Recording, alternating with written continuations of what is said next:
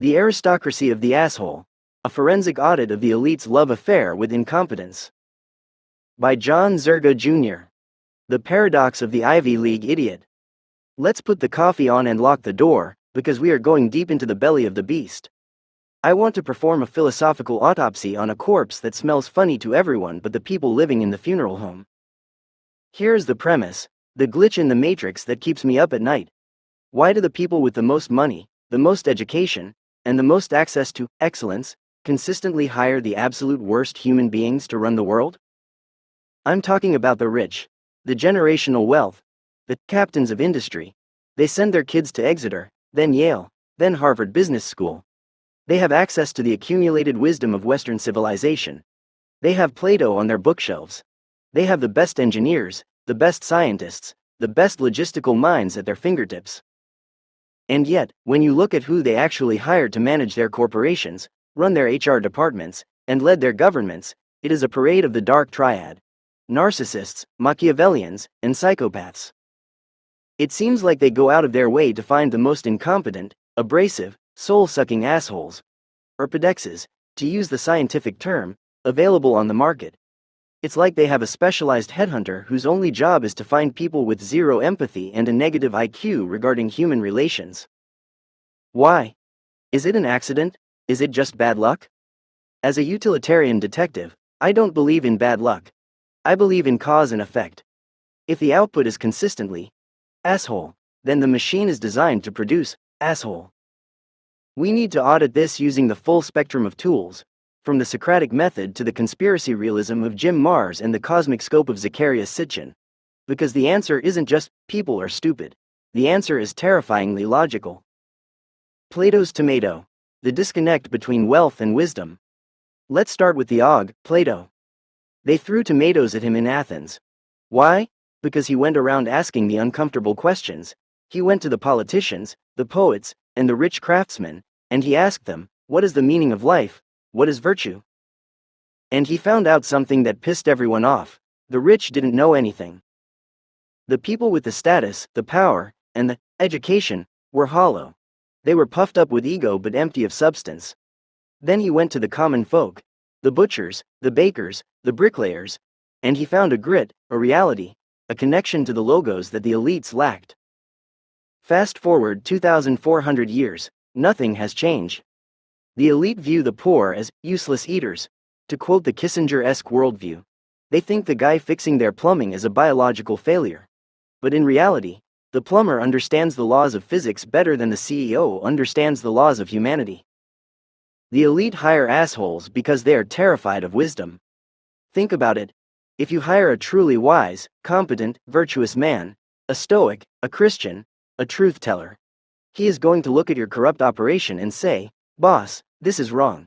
He is going to be a mirror that reflects your own ugliness. But if you hire a narcissist, he's going to kiss your ring. If you hire a psychopath, he's going to execute your dirty work without losing sleep.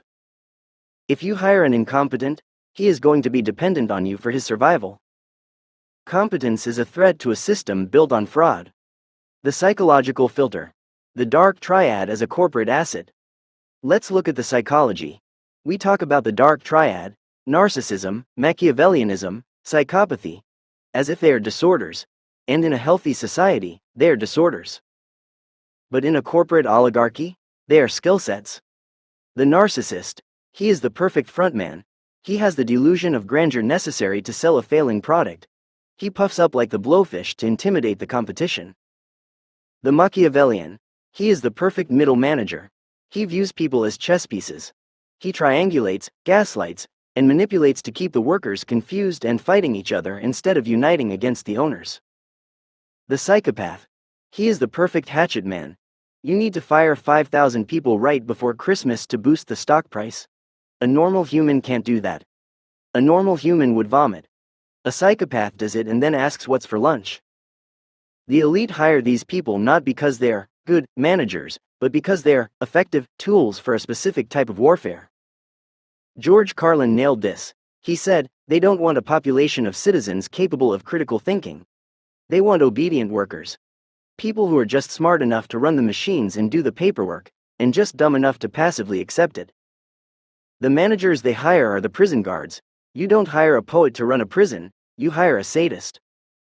The occult corporate structure, following the hidden hand. Now, let's bring in the heavy hitters. You gave me the library, Ick, Mars, Farrell, Hall. Let's use them. If you read Manly P. Hall's The Secret Teachings of All Ages, you realize that the structure of modern power isn't new, it's ancient. It's the mystery school hierarchy. The inner ring knows the truth. The outer ring, the public, the employees, gets the fable. The corporate structure is a pyramid. That's not a metaphor, it's geometry. And who sits at the top? The illuminated ones, in their own minds.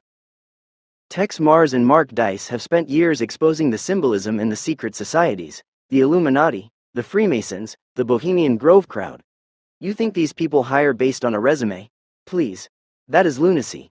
That is preposterous. They hire based on bloodlines and brotherhoods.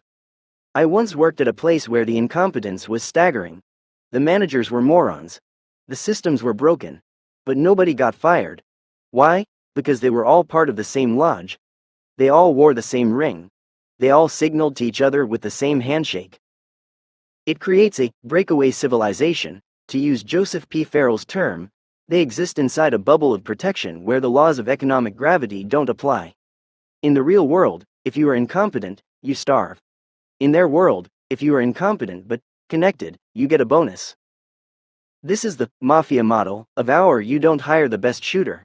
You hire the guy who won't talk to the cops. The elite prioritize loyalty over competence.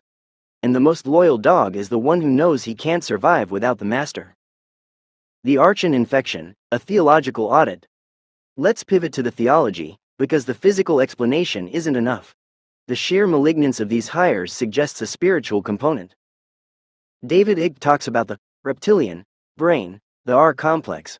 Whether you take that literally, lizard people, or metaphorically, a consciousness devoid of empathy, obsessed with ritual and hierarchy. The result is the same. The elite operate from the R complex. They are cold, territorial, and dominant. The Gnostic Gospels call them the archons.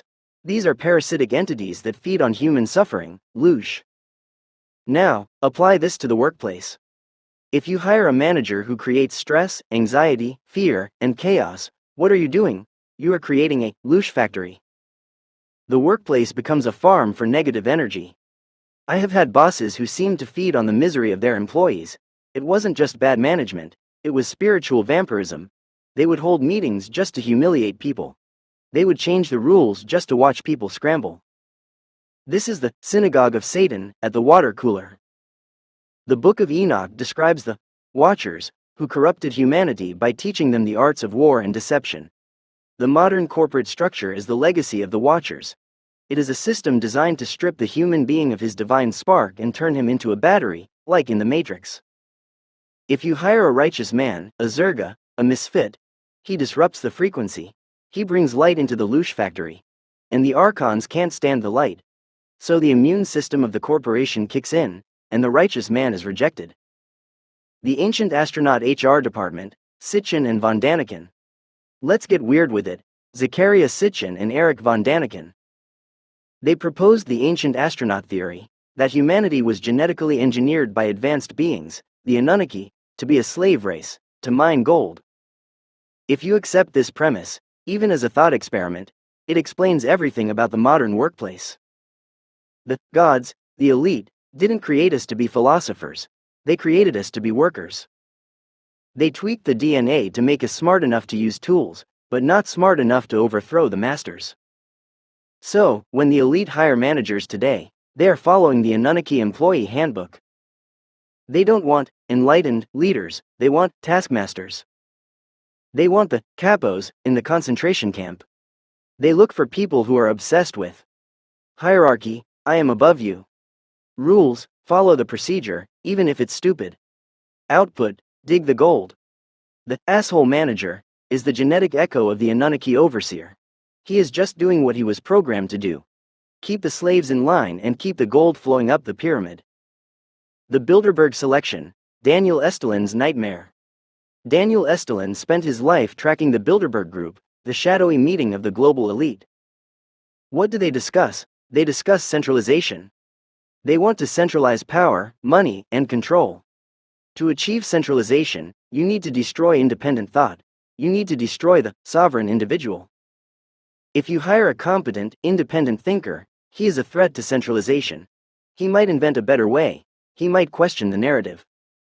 But if you hire an incompetent sycophant, he is the perfect tool for centralization because he cannot think for himself. He needs the procedure manual. He needs the corporate policy. The elite hire incompetence because incompetence necessitates bureaucracy. If you have smart people, you don't need many rules, they figure it out. If you have idiots, you need a million rules. And the elite love rules. Rules are the bars of the cage. So, the ignoramus manager is actually a strategic asset. His stupidity justifies the expansion of the control grid. Oh, people are making mistakes. We need more oversight. We need more surveillance. We need AI monitoring. It is the Hegelian dialectic. Problem: incompetent staff, created by hiring idiots. Reaction: chaos and loss. Solution: totalitarian control mechanisms. 8. The Ouroboros of greed. Why it eventually fails. Now, as a utilitarian, I have to point out the flaw in their plan. The fatal error. The chicken shit pie problem. You can run this system for a long time. You can strip mine the human soul. You can print money. You can manipulate the media, as Mark Dice shows us daily. But eventually, entropy wins. You cannot build a sustainable civilization on a foundation of incompetence. Rome fell. Babylon fell. The Third Reich, despite all its secret technology that Joseph Farrell writes about, fell. Why? Because evil is self-cannibalizing. The narcissist eventually alienates everyone. The psychopath eventually kills the host. The incompetent eventually breaks the machine so badly it can't be fixed. The elite are suffering from inbreeding, intellectual and spiritual inbreeding. They only talk to each other. They only hire each other. And just like the Habsburg jaw, their decision-making is becoming deformed. They are hiring people who are so disconnected from reality, the street, that they don't know how to fix a flat tire, let alone an economy. They're penny smart and dollar foolish. They save money by hiring a cheaper, unethical manager, but they lose the company when the culture rots. X. The misfits advantage. The view from the outside. So, where does that leave us? The misfits? The Zergas? We are the ones standing outside the burning building, holding the fire extinguishers that they refused to buy. We see the lunacy. We see the absurdity. We watch them hire the guy with the fancy degree and the dead eyes, and we shake our heads because we know he's going to drive the bus off the cliff. But here is the stoic comfort. Jordan Maxwell talked about the matrix of ideas. We have broken out of that matrix. By being rejected, we have been saved. If they had hired me, if they had promoted me, I might have been corrupted. I might have become one of them. I might have sold my soul for a corner office and a lease on a BMW. But because they looked at my street demeanor, my lack of pedigree, my refusal to play their Masonic games, and said, no, they did me the greatest favor of my life. They forced me to find my value in the truth, not in the payroll. They forced me to find God, not the CEO. The audit. The aristocracy of the asshole is real. It is a documented, historical, psychological, and theological fact. It is a system designed by the Watchers, run by the Archons, staffed by the narcissists, and funded by the oligarchs. It is a kingdom of clowns, armed with nuclear weapons. But don't be afraid of them. They are building a Tower of Babel.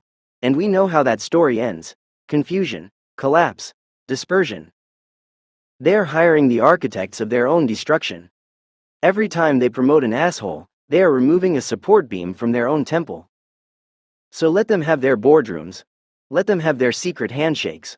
Let them have their awards, given by one liar to another liar. I'll be out here on the street, with the plumbers, with the fishermen, with the carpenters. You know, the kind of people Jesus hung out with. We'll be ready to clean up the mess when their house of cards comes down. The breakaway incompetence, a Farrell analysis. We need to drill deeper into the mechanism of this corruption, and for that, we turn to the historian Joseph P. Farrell. He writes extensively about the breakaway civilization, the idea that a hidden group has sequestered advanced technology and finance away from the public. But apply the Zerga audit to this. If you have a breakaway civilization, you also have a breakaway morality. When the elite hire these asshole managers, they are creating a hermetically sealed environment where the laws of consequence do not apply. In the real world, the street, if you treat people like garbage, you get punched in the mouth. There is immediate, kinetic feedback. But inside the corporate, political breakaway, there is no feedback loop. The narcissist CEO is protected by golden parachutes, legal teams, and non-disclosure agreements. They have used their financial physics to create a zero-gravity chamber for their own egos. Farrell talks about the Nazi International and the survival of fascist structures post-World War II. Look at the modern corporation. Is it a democracy? No, it is a fascist structure. It is top-down, authoritarian, and obsessed with the will to power. The elite hire psychopaths because psychopaths are naturally comfortable in a fascist structure. They don't need to be trained to ignore human rights. They view human rights as an inefficiency.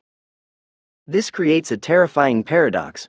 We have Star Trek technology run by Stone Age morality. We have quantum computing managed by people with the emotional intelligence of a velociraptor. This is why the asshole factor is an existential threat. It's not just about a bad boss. It's about a bad boss with his finger on the button of AI, bioweapons, and the global economy. The Anunnaki middle manager, Sitchin's legacy. Let's revisit Zecharia Sitchin. His theory of the Anunnaki suggests that humanity was engineered as a slave species. Adamu. We were built to mine. If you look at the modern HR department, it is essentially a genetic modification program. They are trying to breed out the rebel gene. They use personality tests, Myers-Briggs, DISC, not to find the best talent, but to filter out the sovereign minds. They want to find the people who are high in agreeableness, compliance. Low in openness, won't question the narrative. High in conscientiousness, will grind until they die. But for management, they flip the script. They look for the overseer phenotype. In Sitchin's translation of the Sumerian texts, the gods were petty, jealous, hierarchical, and cruel. They viewed humans as tools. The modern elite view themselves as the new gods, and they hire managers who mimic that divine cruelty. When a manager writes you up for being 2 minutes late after you worked a 12-hour shift, he is channeling the spirit of Enlil. He is enforcing the hierarchy of the gods. He is proving that he is not a slave. He is part of the pantheon. It is a genetic memory of servitude, and the only way to break it is to realize they aren't gods. They are just managers with a badge, and the gold they want us to mine, it's worthless in the kingdom of heaven. The symbolism of the empty suit, a Hall and Maxwell audit. Manly P. Hall and Jordan Maxwell spent their lives decoding symbols. Symbols are the language of the subconscious. Look at the symbols of the modern corporate elite. The glass skyscraper, the Tower of Babel. The logo, the sigil, mark of the beast. The suit and tie. Let's deconstruct the suit. It is a uniform. It creates a silhouette of authority while hiding the individual. When the elite hire an empty suit, a narcissist with no skills, they are engaging in sympathetic magic. They believe that if the image is right, the reality doesn't matter. This is pure Luciferian inversion. As above, so below, becomes. As it looks, so it is. They hire the guy who looks the part. The guy with the jawline, the height, the voice. It doesn't matter that his brain is a hamster wheel of insecurity. It doesn't matter that his soul is a vacuum. The symbol is the substance. This is why they hate the Zerga. They hate the misfit. Because we don't wear the costume. We don't speak the incantation. We show up in jeans and t-shirts and speak the truth. We break the spell. Jordan Maxwell talked about maritime admiralty law, the law of commerce that treats people as cargo. The elite hire managers who view you as cargo. To them, you aren't a human with a name. You are a human resource. A battery, inventory. The asshole manager is the dock worker of the soul. His job is to move the cargo, and if some of it breaks, write it off. The Tex Mars prophecy, the circle of intrigue. Tex Mars wrote about the circle of intrigue. He mapped out the connections between the CFR, Council on Foreign Relations, the Trilateral Commission, and the occult underground. When you look at this map, you realize incompetence is a membership perk. In a meritocracy, if you fail, you fall. In the circle of intrigue, if you fail, you are promoted. Look at the politicians who start wars that we lose. Do they get fired? No, they get book deals. They get board seats. They get hired by defense contractors. Look at the bankers who crashed the economy in 2008. Did they go to jail? No, they got bonuses. Why? Because they are made men. The elite hire assholes because assholes are complicit. If you hire a good man, he might turn on you. He might have a crisis of conscience. But if you hire a corrupt man, you own him. You have the compromat on his soul. He can never leave the circle because he is just as dirty as the people at the top. This creates a hermetic seal of corruption. Nothing good can get in, and nothing bad ever gets punished. It is a closed loop of sewage. The Estelin reality: centralization requires idiots. Daniel Estelin's work on the Bilderberg Group emphasizes one goal: total centralization. One world government, one world bank, one world army. To run a centralized system, you cannot have independent nodes. You cannot have cowboy managers who think for themselves. You need standardization. And nothing is more standardized than a mediocre narcissist. Narcissists are predictable. You can manipulate them with flattery. You can control them with status. They all want the same things: the corner office, the title, the praise. A philosopher is unpredictable. A Christian is unpredictable, because he answers to God, not the board. So, the elite hire the assholes because they're the standard issue parts for the machine. They're interchangeable. If one breaks, you just slot in another one. They all run on the same operating system, Ego 2.0. The Jim Marrs question: who rules the rulers?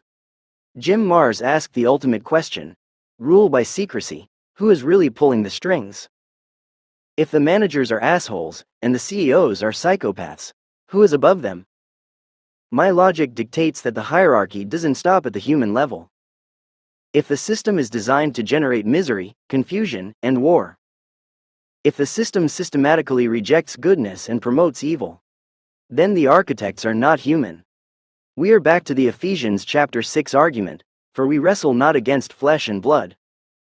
The elite hire assholes because the asshole is the perfect vessel for the demonic. I'm not trying to scare you, I'm trying to wake you up.